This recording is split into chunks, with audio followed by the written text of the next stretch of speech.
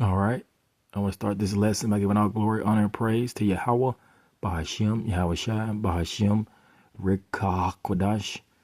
Double honors to the elders and the apostles and teachers and wise men of great millstone that I learned this truth from through the spirit and power of Yahweh, Bahashim, Yahweh Shai.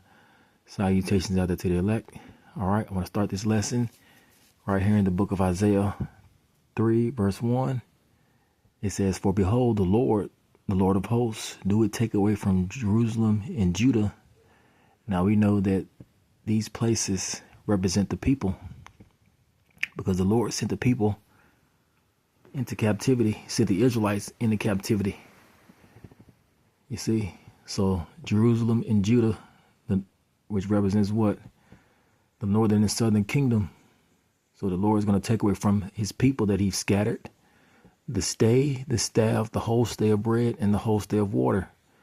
From where? The places that they rely on in their captivity because they trust in oppression. You see? And they stayed thereupon instead of repenting and returning to the Lord. You see? So the Lord is going to take the whole stay of bread and the whole stay of water from those that trust in oppression. You see, that put their trust in this spiritual Egypt that we're in. As a matter of fact, let's get that precept.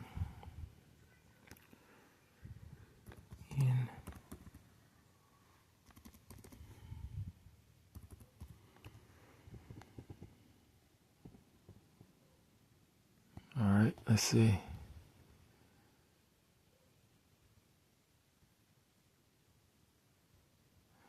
Let's read Psalms 62 and 10. Now, this is King David telling our people not to trust in oppression. All right. It said, King David said, "Trust not in oppression and become not vain in robbery. For riches increase." Salakia. It says, "If riches increase, set not thy heart upon them," which a lot of our people, they do. They do the opposite. You see, they trust in oppression. They become vain in robbery. And if their riches increase, they set their heart on their riches more and forget the Lord. You see. Now, this is Isaiah 30 and 12. It says, "Wherefore thus saith the Lord, of the Holy One of Israel, because ye despise this word," you see, they despise the word of the Lord. It says, "and trust in oppression and perverseness and stay thereupon." You see, and that's a lot of our people. That's why the Lord is going to take away the whole stay of bread and the whole stay of water. He's going to take away your support from this spiritual Egypt that we're in. Let's get this video, and then I'll get some more scriptures. Salakia.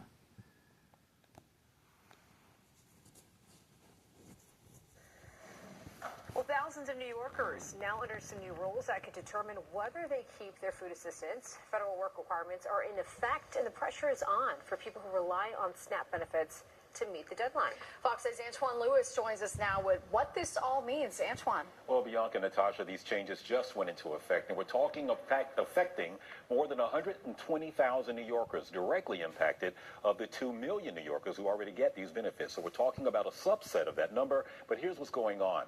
As defined by the administration, the new rules apply to all able-bodied adults between the ages of 18 and 64 who do not have a disability and do not live with children under the age of 14. Those Americans will now have to work at least 20 hours a week or 80 hours a month in order to keep their SNAP benefits, which advocates say is the most impactful change. Now, this can be done in a few ways. This includes approving a job training program or volunteering at a community-based organization or CBO. City officials have partnered with about 70 of those to assist New Yorkers who are affected. And you know, a lot of our people, you see, the system is against them, you see, because we were sold to our enemies. So your enemies are against you because they're your enemies. So this system that our enemies have built, they're against us. So this new requirement is going to affect a lot of our people, you see. Of course, it's going to affect some heathens, but it's really going to impact you Israelites out here because the system is built against you anyway. And our going to be able to provide both work experience and volunteer opportunities for individuals who need to meet these work requirements. And hopefully we can connect them to CBOs and local organizations they're already connected to, where they can do the monthly hours that they need to. So those are some of the several ways we've tried to really focus on people who are on SNAP. We want them to stay on SNAP. Now, previously exempt from the work requirement were military veterans, people experiencing homelessness, and young adults transitioning out of foster care. That is no longer the case. They will all have to now comply. But if there's someone's exemption status and that changes, legal experts say those individuals can request a hearing with an administrative judge. You're basically appealing the decision of the agency, and you're able to provide evidence, request evidence from HRA, cross-examine witnesses, and, state your case as to why, the agency's decision is wrong. You do fall under an exemption, and you shouldn't have to comply with the work requirements.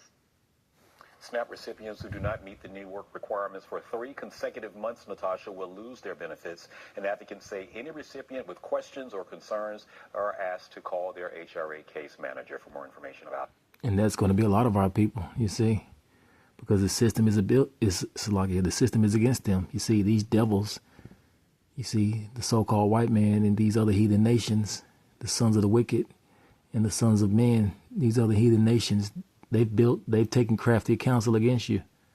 You see, let's get Psalms 83.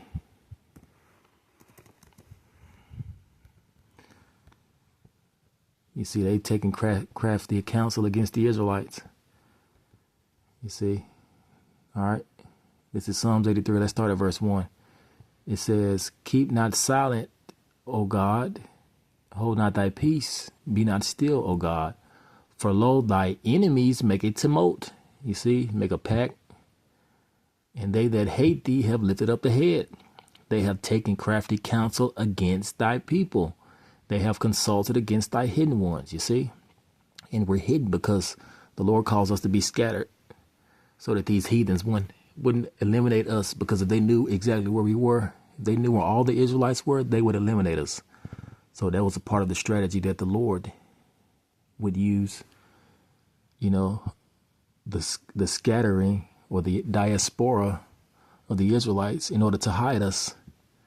You see, and it shows you the wisdom of the Lord, that we will be scattered among the nations, not just to punish us, but also for our benefit, in order to hide us among these nations so that Israel wouldn't be destroyed completely.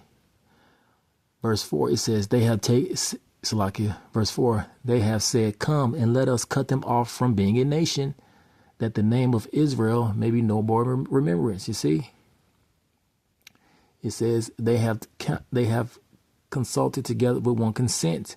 They are confederate against thee. And then it goes on to listing these other nations. It says the tabernacles of Edom, you see, the Edomites, you so-called white people, the Ishmaelites, the Moabites, the Hagarenes, Jabal, Ammon, Chinese, Amalek, the top tribe of these Edomites, the Philistines with the inhabitants of Tyre. And if you continue to read, it'll mention all the heathen nations that are confederate, that are against the Israelites. They have taken a crafty counsel to keep us at a low estate so that they can continue to get wealthy or become wealthy off our enslavement. You see? So this system is built against Jake. You see? All right, let's read right here in the book of 2nd Esdras 8. Let's end with this. Let's end in this chapter. 2nd Esdras 8. Let's start at verse. Let's see.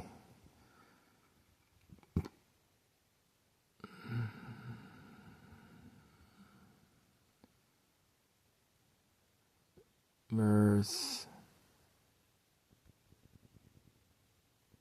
start at verse 50. It says, "For many great miseries shall be done to them in the latter times," which are in the latter times now, "shall dwell in the world, because they walk in great pride." And that's why that's going to happen to a lot of you people. That's why the Lord is going to cause the whole stay of bread and the whole stay of water taken away from a lot of you, because you walk in great pride. So the Lord is going to continue to afflict you. It says, "But understand for thyself." Now this is Ezra speaking with the angel, and the angel telling Ezra this. Verse 51, it says, but understand for thyself and seek out the glory as such as be like thee. You see, the righteous, those that seek the Lord, the faithful. It says, for unto you is paradise open, the tree of life is planted, the time to come is prepared, plenteousness is made ready, a city is built, and rest is allowed, yea, perfect goodness and wisdom. You see, so the kingdom is already prepared for those that are going to inherit it. You see, for the righteous. It says the root of evil is sealed up from you, wickedness and the moth is hidden from you, and corruption is fled into hell to be forgotten. Sorrows are past, and the end is shown the treasures of immortality. You see?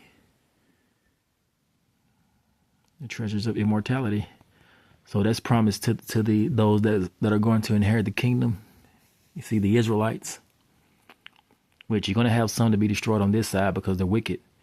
But in the end, all our people shall be righteous. And the Israelites, the kingdom is for them, or it's for Israel. The kingdom of heaven is for Israel.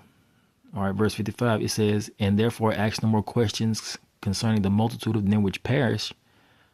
For when they have taken liberty, they despise the Most High, thoughts scorn of his laws, and forsake his ways. You see, all the wicked that are in the earth. You see, and 2/3 of our people also. It says, moreover, they have trodden down the righteous. You see, the wicked, you Edomites, you heathen nations, and also some of our people. It says, and said in their hearts that there is no God, yea, that knowing they must die. You see? So in the end, the Lord is going to continue to afflict and eventually destroy the wicked, and the kingdom of heaven is going to be inherited by the righteous. You see? So as we get closer and closer to the end of this first earth age, the end of this world, this earth age, the Lord is going to continue to afflict, our people because of their wickedness, and these other heathen nations also. All right. I'll end the lesson here. All praises to Yahweh, Bahashim, Yahushai, Bahashim, Rik Kahak Wadash. Shalom.